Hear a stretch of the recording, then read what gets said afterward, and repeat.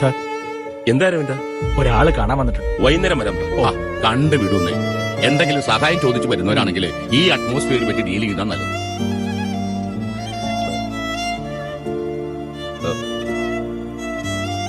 ഇത് നമ്മുടെ ജീവകാര്യന്തല്ലേ?